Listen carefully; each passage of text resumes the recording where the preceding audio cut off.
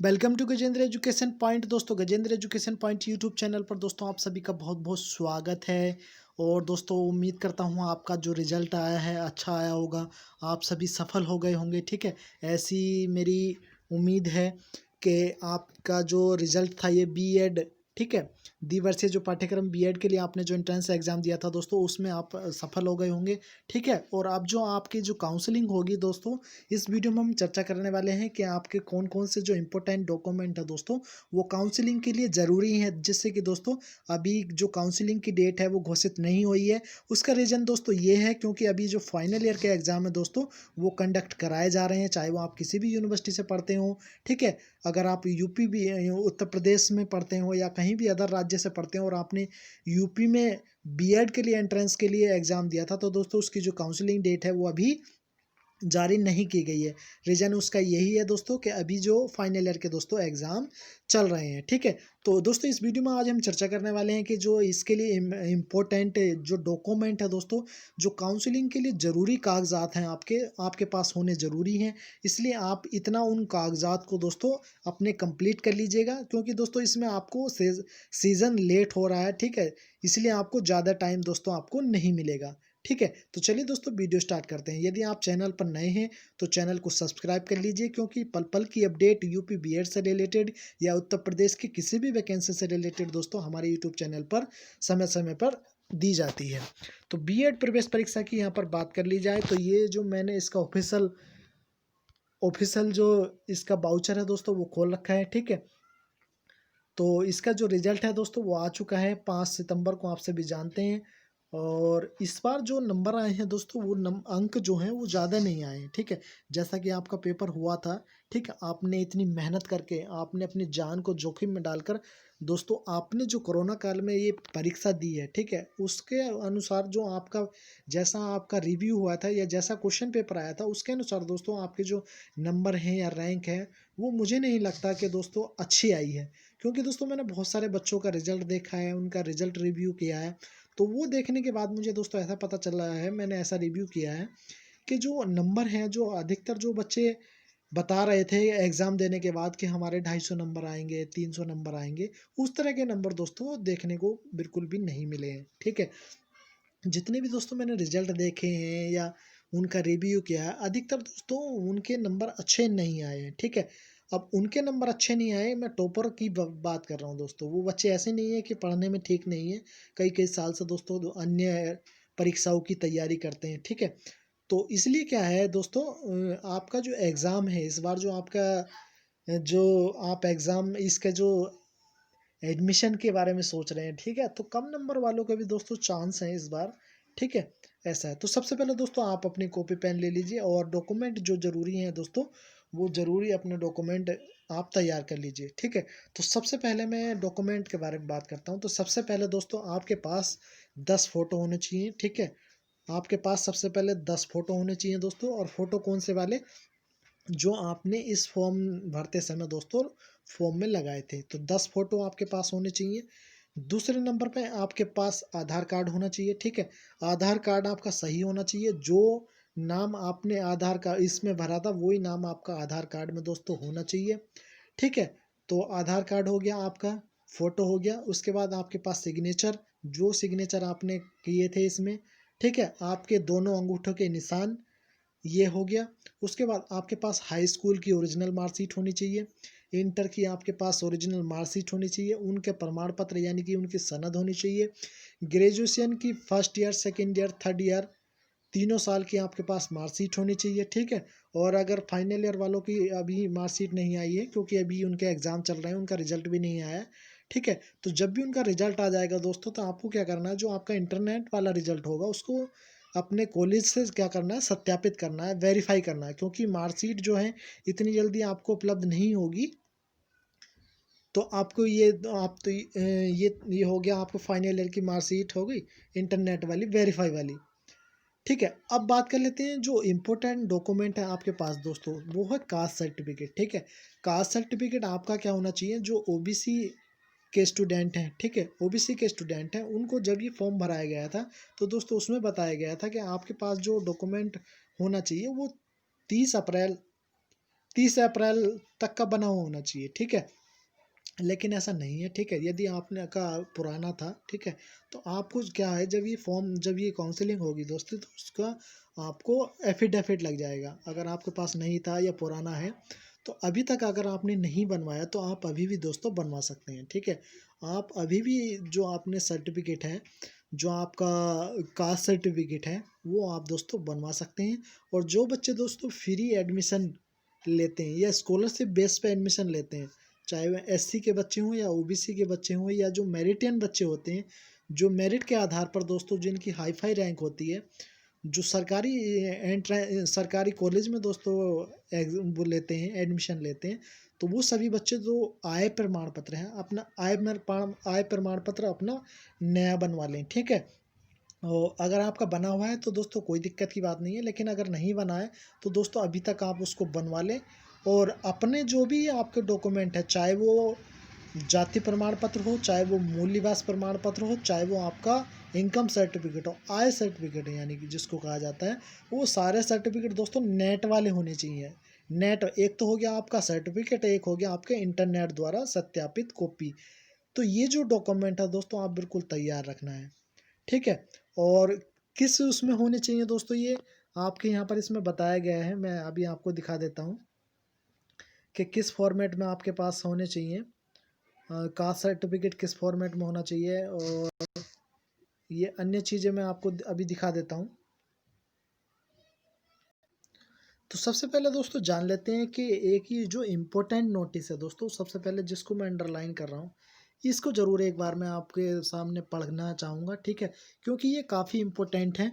इसमें लिखा गया है साफ साफ दोस्तों कि केवल उत्तर प्रदेश में स्थायी रूप से निवास करने वाले अभ्यर्थियों को ही अनुसूचित जाति, अनुसूचित जनजाति, अन्य पिछड़ा वर्ग, आर्थिक रूप से कमजोर जिसको ईडब्ल्यूएस श्रेणी के समुदाय का लाभ अनुमन्य है। आरक्षण से संबंधित प्रमाण पत्र अभ्यर्थी के पास शासन द्वारा निर्धारित प्रारूप पर सक्षम अधिकारी द्वारा जारी किया जाना अनिवार्य है। यह प्रमाण पत्र अभ्यर्थी के पिता के नाम के साथ ही होना मान्य होगा। अन्य राज्यों के अनुसूचित जाति, अनुसूचित जनजाति, अन्य पिछड़ा वर्ग अभ्यर्थी सामान्य श्रेणी के अंतर्गत ही आवेदन करने के पात्र होंगे। यानी कि जो अदर स्टेट के बच्चे हैं, उन्होंने अगर ये एग्जाम दिया है तो दोस्तों उनको यहाँ पर जनरल माना जाएगा। अन्य पिछड़ा वर्ग ओबीसी के अभ्यर्थियों को जाति प्रमाण पत्र 1 अप्रैल 2017 या उसके बाद का ही हो। मतलब मैं कहने का मतलब क्या है मेरा दोस्तों, कि इससे ज़्यादा पुराना ना हो, ठीक है, 2017 के बाद का हो। जो मैं बात आपको पहले स्पष्ट करना चाह रहा था, वो उसका स्पष्टीकरण ये है कि 1 अप्रैल 2017 या उसके बाद का होना चाहिए जो ओबीसी का सर्टिफिकेट है। इससे पुराना सर्टिफिकेट यदि आपके पास है तो दोस्तों उसको तुरंत बनवा लें। पिछड़ा वर्ग ओबीसी के जिन अभ्यर्थियों का जाति प्रमाण पत्र 1 जनवरी 2020 के पहले का है, तो उन्हें 1 जनवरी 2020 या उसके बाद का आय प्रमाण पत्र भी दोस्तों अपलोड करना होगा। और विवाहित जो महिला है अभ्यर्थियों का जाति प्रमाण पत्र पिता के नाम से एवं आय प्रमाण पत्र पति के नाम से निर्गत होना चाहिए। ये बहुत ही इंपॉर्टेंट है। यदि शादीशुदा कोई महिला है, ठीक है, तो उनका जो अभ्यर्थी का जाति का जो प्रमाण पत्र है वो पिता के नाम से होना चाहिए, और जो आय प्रमाण पत्र है दोस्तों वो पति के नाम से होना चाहिए। तभी आप दोस्तों इसमें एडमिशन ले पाएंगे, अन्यथा आपको काउंसलिंग के समय दिक्कत हो सकती है। इसलिए ये जो इम्पोर्टेंट बात है आप बिल्कुल समझ गए होंगे, उम्मीद करता हूँ। तो इसलिए अभी तक आपने अगर नहीं बनवाए हैं अपने डॉक्यूमेंट, तो दोस्तों उनको डॉक्यूमेंट को ज़रूर तैयार कर लें, ठीक है। तो ये तो हो गई उसके बारे में दोस्तों। और दोस्तों काउंसलिंग के लिए क्या करना है आपको, ये जो यूनिवर्सिटी बताई गई है, ठीक है, कौन कौन सी यूनिवर्सिटी है, जैसे सबसे पहले लखनऊ विश्वविद्यालय लखनऊ है, ठीक है, लखनऊ विश्वविद्यालय लखनऊ है। महात्मा ज्योतिबा रुहेलखंड यूनिवर्सिटी बरेली है। डॉक्टर भीमराव अंबेडकर विश्वविद्यालय आगरा। डॉक्टर राम मनोहर लोहिया अवध विश्वविद्यालय अयोध्या। चौधरी चरण सिंह विश्वविद्यालय मेरठ। बुंदेलखंड विश्वविद्यालय झांसी। महात्मा गांधी काशी विद्यापीठ वाराणसी। संपूर्णानंद संस्कृत विश्वविद्यालय वाराणसी। वीर बहादुर सिंह पूर्वांचल विश्वविद्यालय जौनपुर। दीनदयाल उपाध्याय गोरखपुर विश्वविद्यालय गोरखपुर। छत्रपति साहूजी महाराज विश्वविद्यालय कानपुर। इलाहाबाद राज्य विश्वविद्यालय प्रयागराज। जननायक चंद्रशेखर विश्वविद्यालय बलिया। सिद्धार्थ विश्वविद्यालय कपिलवस्तु सिद्धार्थ नगर और ख्वाजा मोनुद्दीन चिश्ती उर्दू अरबी फारसी विश्वविद्यालय लखनऊ, गौतम विश्वविद्यालय नोएडा। ठीक है, तो ये जो 16 विश्वविद्यालय, जो 16 यूनिवर्सिटी हैं दोस्तों, इनके लिए दोस्तों आप पहले से ही मन बना लीजिए। और जो भी आपके आसपास के कॉलेज हैं दोस्तों, ठीक है, जो भी आपके आसपास के कॉलेज हैं उनमें आप कांटेक्ट कर लीजिए एडमिशन को लेकर दोस्तों। ठीक है, क्योंकि बाद में आपको कोई दिक्कत हो, आप पहले से ही मन बना लीजिए कि मुझे इसमें से इस यूनिवर्सिटी में दोस्तों एडमिशन लेना है। ठीक है, वहीं पर एक बात और मैं दोस्तों आपको बता दूं, बुरा मानने की कोई बात नहीं है। जो बच्चे चौधरी चरण सिंह विश्वविद्यालय मेरठ से पढ़ रहे हैं तो दोस्तों ये यूनिवर्सिटी थोड़ी काफ़ी लेट चलती है। ठीक है, यूनिवर्सिटी काफ़ी लेट चलती है। जैसे 2017 वालों के एग्ज़ाम चल रहे हैं, 16 वालों के एग्ज़ाम चल रहे हैं, बैक वालों के एग्ज़ाम चल रहे हैं, तो काफ़ी सत्र लेट है। वैसा कोई दिक्कत नहीं है। ठीक है, वहीं पर जैसे एमजेपी रुहेलखंड यूनिवर्सिटी है, ये अच्छी यूनिवर्सिटी है। जल्दी इसमें जो प्रोसेसिंग है, टाइम टू टाइम एग्ज़ाम होते हैं, रिजल्ट टाइम टू टाइम आता है। ठीक है, और अन्य जो यूनिवर्सिटी है दोस्तों अपनी सुविधा के अनुसार आप देख लीजिएगा, क्योंकि मुझे नहीं पता कि आप किस यूनिवर्सिटी सर्किल से रिलेटेड हैं।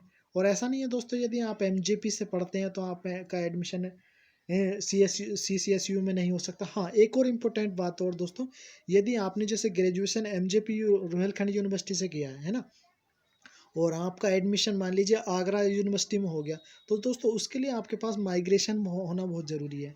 उसके लिए दोस्तों आपके पास माइग्रेशन होना बहुत ज़रूरी है। और आपके पास चरित्र प्रमाण पत्र, ठीक है, जिस भी आप लास्ट विश्वविद्यालय, लास्ट जो कॉलेज, डिग्री कॉलेज में आप पढ़े हैं वहाँ से आपका क्या होना चाहिए दोस्तों, आपका चरित्र प्रमाण पत्र और TC ट्रांसफर सर्टिफिकेट, ये दोनों सर्टिफिकेट दोस्तों आपको तैयार करने हैं। ठीक है, तो दोस्तों मैंने जो आपको लिस्ट बताई है डॉक्यूमेंट की, वो आपको उम्मीद करता हूँ समझ में आ गए होंगे। क्या क्या लिस्ट है एक बार मैं पुनः दोहरा रहा हूँ। सबसे पहले आधार कार्ड, सबसे पहले दोस्तों आधार कार्ड, उसके बाद फ़ोटो, उसके बाद सिग्नेचर, ये तीनों चीज़ तो आपके पास दोस्तों होंगी। उसके बाद हाई स्कूल की मार्कशीट, उसके बाद इंटर की मार्कशीट, उसके बाद ग्रेजुएशन के तीनों ईयर की मार्कशीट। ठीक है, तीनों ईयर की मार्कशीट। उसके बाद आपके पास जाति प्रमाण पत्र, उसके बाद आय प्रमाण पत्र, उसके बाद मूल निवास प्रमाण पत्र। उसके बाद आपके पास दोस्तों ये जो बीएड प्रवेश परीक्षा का आपने फॉर्म भरा था, ये वाले डॉक्यूमेंट, ये बीएड प्रवेश परीक्षा का जो फॉर्म भरा था, ये बीएड प्रवेश परीक्षा का एडमिट कार्ड, बीएड प्रवेश परीक्षा का जो रिजल्ट की कॉपी है दोस्तों ये, और बीएड प्रवेश परीक्षा का जो काउंसलिंग लेटर है दोस्तों, वो जो जारी किया जाएगा, ठीक है, बाद में, वो आपके पास दो दो सेट इसके फ़ोटो स्टेट होने चाहिए। ये सारे जो डॉक्यूमेंट है दोस्तों आप बिल्कुल तैयार कर लीजिएगा। और दोस्तों वीडियो लंबी हो रही है, इसलिए मैं ज़्यादा इसमें चर्चा नहीं कर पाऊँगा, क्योंकि जो नेक्स्ट वीडियो होगी दोस्तों उसमें मैं आपको बताऊँगा कि जो गवर्नमेंट कॉलेज आपको कितने, जो आपकी रैंक है उस पर मिल जाएगा, और जो गवर्नमेंट सीट है उसमें कितनी फ़ीस जाती है और कितना फ़ीस पेमेंट यहाँ पर होता है, स्कॉलरशिप आता है या नहीं आता, वो नेक्स्ट वीडियो में दोस्तों हम चर्चा करेंगे। तो उम्मीद करता हूँ दोस्तों ये जो मैंने डॉक्यूमेंट आपको बताए हैं, ठीक है, एक बार मैं इनका प्रारूप और दिखा देता हूँ दोस्तों आपको कि कैसे प्रारूप पे आपको बनवाने हैं। ठीक है, तो ये प्रारूप है दोस्तों, ये मैं कोई अपनी तरफ से नहीं बता रहा, ये प्रारूप, ये जो बाउचर है, ठीक है, ये PDF में बाउचर है, ये यहाँ पर दिया गया है। तो ये प्रमाण पत्र है तलाकशुदा स्त्री के लिए, इस प्रकार का होना चाहिए। उसके बाद आपका प्रमाण पत्र जो प्रतिरक्षा कर्मचारी में उनके पुत्र पुत्री हैं उनके लिए है दोस्तों ये। और ये अनुसूचित जाति जनजाति ST के लिए है, इस प्रकार का प्रमाण पत्र। और ये जो है उत्तर प्रदेश के अन्य पिछड़ा OBC जाति के लिए दोस्तों ये प्रमाण पत्र आपके पास होना चाहिए, इस प्रकार का। और जिला मजिस्ट्रेट, अतिरिक्त जिला अधिकारी या सिटी मजिस्ट्रेट, परगना मजिस्ट्रेट या तहसीलदार के द्वारा ये जारी होना चाहिए दोस्तों। उसके बाद स्वतंत्रता सेनानियों के लिए प्रारूप दिया गया है, जैसा कि आप मेरी स्क्रीन पर स्क्रॉल कर देख रहे होंगे। उसके बाद police, PSC, home guard, BSF, ITBP, CRPF विभाग का अगर कोई कर्मचारी है, ठीक है, और वो फॉर्म भरता है, केवल उन अभ्यर्थियों के लिए जो उत्तर प्रदेश के मूल निवासी नहीं है उनके लिए प्रमाण पत्र बनवाना है। और उसके बाद यह प्रमाण पत्र उस जिले के अधिकारी द्वारा प्रणीत किया जाना जिस जिले के अभ्यर्थी के माता पिता निवासी हैं। ठीक है, मूल निवास प्रमाण पत्र जिसको कहा जाता है। और उसके बाद विकलांग सर्टिफिकेट आपका ये वाला लगेगा, आप कितना, ठीक है, ये प्रारूप है। और सामान्य निवास प्रमाण पत्र का प्रारूप दोस्तों ये दिया गया है यहाँ पर, जैसा कि आप मेरी स्क्रीन पर देख पा रहे होंगे। ठीक है, तो उम्मीद करता हूँ दोस्तों मेरे द्वारा जो जानकारी दी गई है आपको अच्छी लगी होगी, और आप जल्दी से ये जो डॉक्यूमेंट है दोस्तों आप तैयार कर लेंगे, और उसके दो जो सेट है दोस्तों वो आप लगा कर तैयार कर लेंगे, क्योंकि दोस्तों आपको एग्ज़ाम कि जो काउंसलिंग है, इस काउंसलिंग शेड्यूल का ज़्यादा वेट नहीं करना है, क्योंकि आप सभी जानते हैं कि डॉक्यूमेंट बनवाने में कम से कम 10 से 15 दिन तो दोस्तों आपके लग ही जाते हैं। तो आप अपनी जो तैयारी बिल्कुल कंप्लीट करके रखिएगा, और जो नेक्स्ट जानकारी दोस्तों वो नेक्स्ट वीडियो में आपको मैं दूंगा। तो यदि आपने अगर हाँ हमारा चैनल सब्सक्राइब नहीं कर रखा है तो हमारा चैनल ज़रूर सब्सक्राइब कर लें, और लेटेस्ट अपडेट के लिए दोस्तों बेल आइकन का बटन को प्रेस जरूर कर लें। तो चलिए दोस्तों, मिलता हूँ मैं आपसे नेक्स्ट वीडियो में। दोस्तों वीडियो देखने के लिए आप सभी का बहुत बहुत धन्यवाद।